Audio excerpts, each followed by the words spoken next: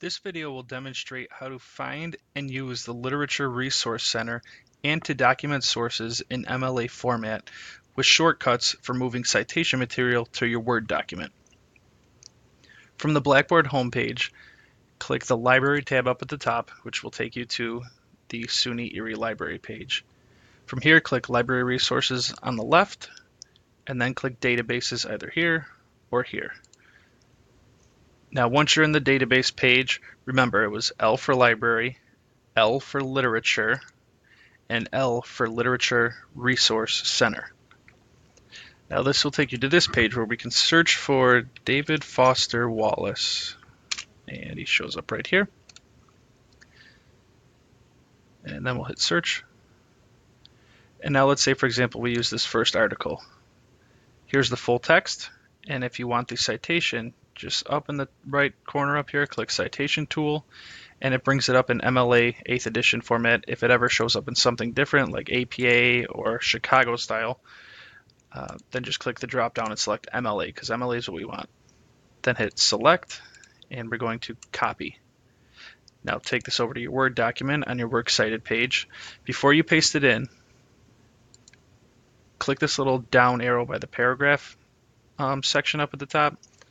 We're going to click under Special, we're going to put Hanging, which is going to indent the bottom lines and give it a hanging tab. That way it's easier to distinguish one source from the next instead of them getting all mixed together, which I'll show you after.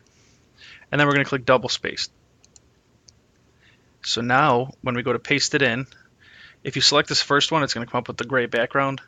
Select the third option, which is text only. That way it won't bring the background with it. And there you go. That's one of your sources are pasted in here and cited. Now if we go back to this page, and let's select another source. So we'll pick the second one. Same thing, Citation Tool.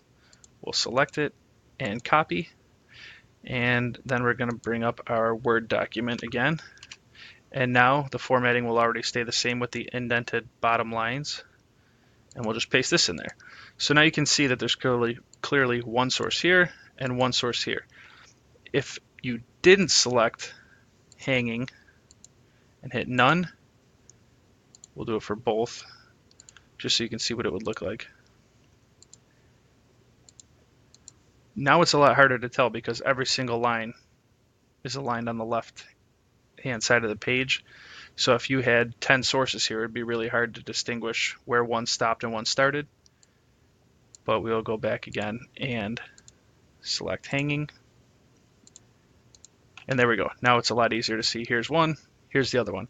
And remember that when you put these all in, once you have them all submitted and you have all your sources, reorganize them so that they all go in alphabetical order by the letter of the author's last name. So these ones are already in the right order with D followed by S, but once you get them all in there, make sure they all go A to Z.